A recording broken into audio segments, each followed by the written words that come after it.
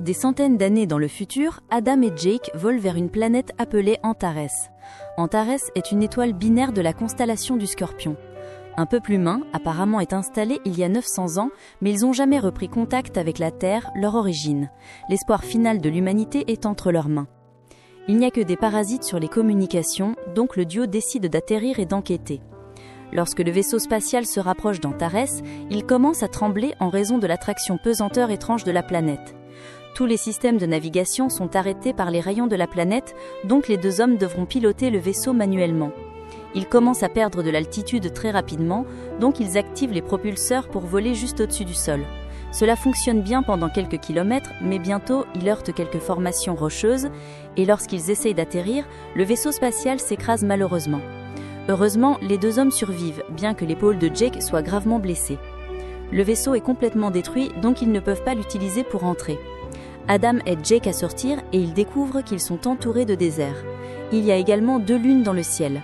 En utilisant l'appareil d'urgence, Adam donne à Jake une injection pour calmer la douleur et retire le morceau métallique de son corps. Jake pointe un chien à proximité, mais Adam ne le voit pas, donc il l'impute au médicament. Lorsque Adam commence à panser la blessure de Jake, ils entendent alors des aboiements de chiens. Adam va pour vérifier et après avoir enquêté, il trouve un garçon débraillé nommé Will avec un chien et un couteau dans les mains. Will dit que les têtes de serpents sont derrière lui, mais il s'enfuit lorsque Adam essaye de l'aider. Will court aussi vite qu'il peut, mais il est bientôt entouré par les têtes de serpents qui s'avèrent être des guerrières féminines. Will, terrifié, lâche le chien et se prépare à se battre, mais les guerrières le désarment facilement et le frappent pour l'emmener. Adam a poursuivi Will, mais lorsqu'il arrive, il ne reste plus que son couteau. Soudain, un tremblement de terre frappe la zone qui, heureusement, ne dure pas longtemps. En utilisant son bracelet, Adam vérifie que Jake va bien, puis il continue à chercher. Il voit un temple et entre pour trouver un grand groupe de femmes qui chantent le mot Sumeru. À ce moment-là, la reine Sumeru arrive et la grande prêtresse Taxon annonce qu'il est temps de commencer le rituel pour la grande déesse serpent. Soudain, un énorme serpent sort d'un puits et après que les femmes prient, elles amènent Will comme sacrifice. Une garde nommée Dove crie lorsqu'elle le voit, révélant que Will est son frère. Elle se précipite furieusement vers les guerrières qui l'entourent et commence à les combattre, montrant une grande habileté avec sa lance. En quelques minutes, Dove abat la plupart des soldats et elle donne un coup de pied près du puits pour que le serpent la mange à la place de Will. Après que le serpent soit parti, Taxon envoie plus de guerrières pour entourer les frères et sœurs, les accusant de profaner le rituel. Sumeru l'arrête et lui rappelle la loi, l'homme tue, donc l'homme peut être tué, mais pas les femmes. Dove a tué une autre femme, mais c'était en légitime défense, donc elle a toujours la protection de Sumeru et le garçon a sa grâce. Taxon proteste, mais l'argument est interrompu lorsque Adam reçoit un message de Jake révélant sa présence. Lorsque Taxon ordonne à ses soldats de le capturer, Adam tire sur le plafond pour créer une diversion et s'enfuit. Dove utilise la diversion pour envoyer Will courir également, pendant que Taxon ordonne à ses guerrières de poursuivre Adam. Quelques moments plus tard, Will et Adam reviennent à l'endroit du crash, mais avant qu'ils puissent se réunir avec Jake, les soldats les rattrapent et ouvrent le feu. Jake apporte Will dans le vaisseau, tandis qu'Adam continue de tirer sur les guerrières, qui réussissent à le toucher à la jambe avec une flèche. Incapable de se battre davantage, il monte dans le vaisseau et Will l'informe que la flèche est empoisonnée. Les guerrières entourent le vaisseau et se préparent à entrer, mais à ce moment-là, Sumeru arrive avec ses propres gardes et leur ordonne de s'arrêter. Les premières guerrières lui rappellent qu'elle travaille pour Taxan, mais Sumeru souligne qu'elle est la reine et que ses ordres annulent ceux de Taxan. Après que ses soldats soient partis, Sumeru entre dans le vaisseau, retire la flèche de la jambe d'Adam et lui injecte un antidote qui le fait perdre connaissance. Ensuite, elle ordonne à Dove et aux gardes de prendre les hommes comme prisonniers. Quelques moments plus tard, un Adam guéri se réveille dans la maison de Sumeru. Les gardes amènent Jake, qui se sent beaucoup mieux parce que les locaux ont soigné sa blessure également. Ils discutent de la situation et réalisent qu'ils n'ont vu que des femmes jusqu'à présent, ce qui est étrange. Ils soulignent également que tout le monde parle anglais, donc ils doivent être des descendants de l'équipage original envoyé par la Terre. Pendant que Will se faufile dans la pièce, Jake dit à Adam qu'il a fait des scans après le tremblement de terre, apprenant que cette planète subit des changements tectoniques majeurs. Il y a des volcans souterrains, des flux de magma changeants, et même les champs magnétiques fluctuent, ce qui a provoqué la défaillance des systèmes de leur vaisseau. Cela signifie qu'Antares n'a que 2 ou 3 mois à vivre avant d'exploser. Adam utilise ensuite son scanner sur son bras et celui de Jake pour s'assurer qu'ils sont tous les deux en bonne santé, mentionnant un virus mystérieux. Soudain, un autre tremblement de terre frappe la zone et le fait tomber. Il ne dure pas longtemps, et quand c'est fini, Will dit que c'était causé par le serpent sacré se déplaçant sous terre. Il demande également des informations sur le scanner, donc Adam l'utilise également sur le gras du garçon et confirme qu'il n'y a pas de virus ici. Ils sont interrompus par Dove qui annonce que Sumeru veut voir Adam. Il est emmené dans la chambre de la reine et il doit regarder comment elle se douche. Quand elle a fini, Sumeru prend le pistolet d'Adam et le teste sur le plafond. Satisfaite de l'explosion résultante, Sumeru envoie les gardes dehors pour qu'elle puisse discuter avec Adam en privé. Quand il mentionne la Terre et le début il y a 914 ans, ce qui correspond à l'histoire d'Adam. Il active ensuite un hologramme sur son bracelet que Sumeru pense d'abord être de la magie.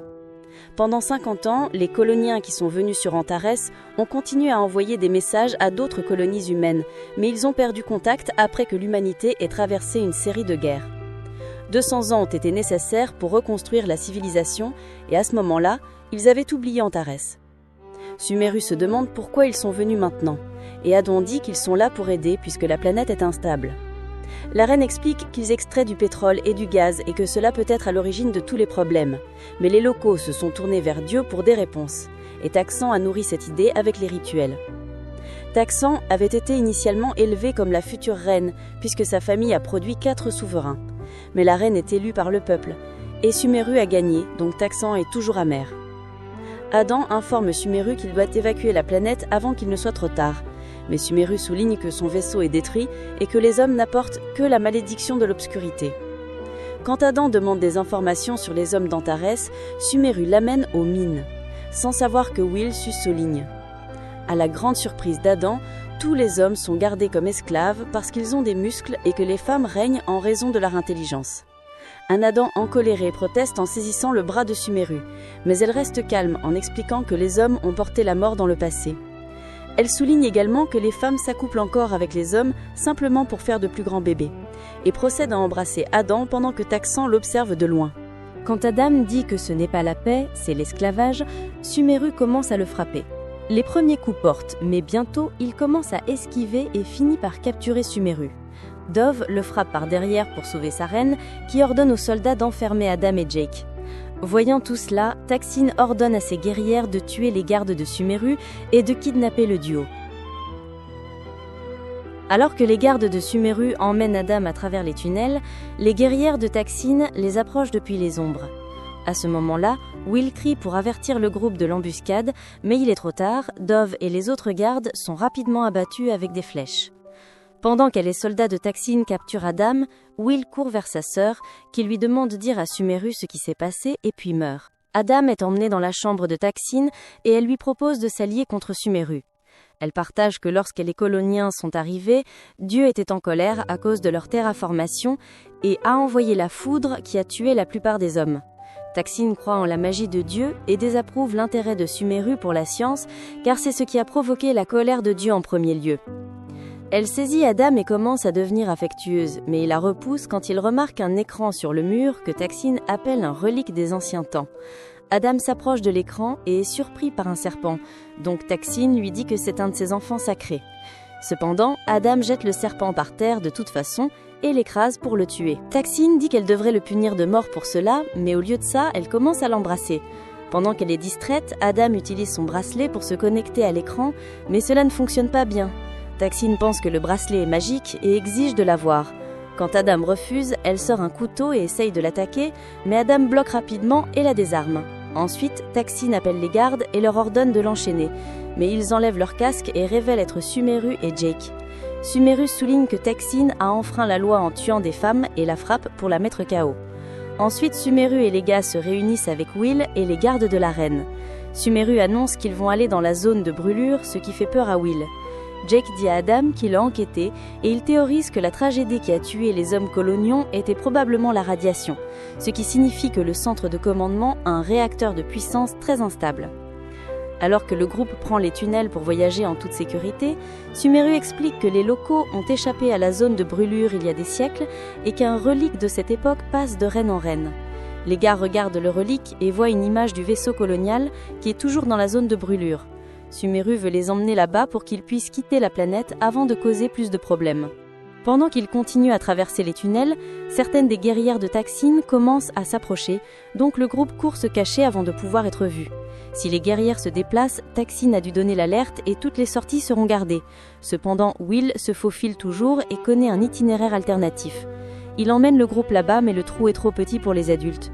Il voit une autre caverne à proximité et Sumeru dit qu'il ne devrait pas y aller, ce qui rend les gars suspicieux. Will leur dit que c'est une prison, donc Adam et Jay courent vers cette pièce et découvrent un tas d'hommes gardés dans une cage dans le sol. Une dispute éclate sur les droits des hommes, donc Sumeru refuse de libérer les prisonniers, donc Will et Jake essayent d'ouvrir la cage eux-mêmes. Sumeru les menace avec un arc et, pendant qu'ils argumentent à nouveau, ils sont trouvés par les soldats de Taksin. Une fusillade commence et Sumeru commence à abattre les ennemis un par un, tandis que Jake utilise l'occasion pour ouvrir la cage. D'autres soldats arrivent bientôt, donc Adam convainc Sumeru de lui rendre son pistolet et il tire dans le tunnel pour provoquer une grande explosion qui défait tous les ennemis en même temps. Ensuite, Adam dit aux hommes qu'ils peuvent sortir de la cage. Comme ils hésitent par peur, Sumeru leur dit de partir aussi, et les prisonniers sont enfin libres. Puis le groupe prend la sortie la plus proche et arrive à la surface. Ils peuvent entendre d'autres guerrières arriver, donc ils commencent à courir vers la zone de brûlure. Alors qu'ils traversent le désert, Adam se demande pourquoi Sumeru a laissé les hommes partir. Elle explique que la reine est toujours là pour chaque naissance et qu'elle se sent coupable du fait que les bébés garçons n'ont qu'une minute de liberté avant de devenir des parias. Jake ne croit pas à ses sentiments, donc Adam lui dit en privé que les parents de Jake ont été emmenés quand il était enfant et qu'il a été envoyé dans un camp de travail. Pendant ce temps, les guerrières de Taksin trouvent les prisonniers qui s'enfuient.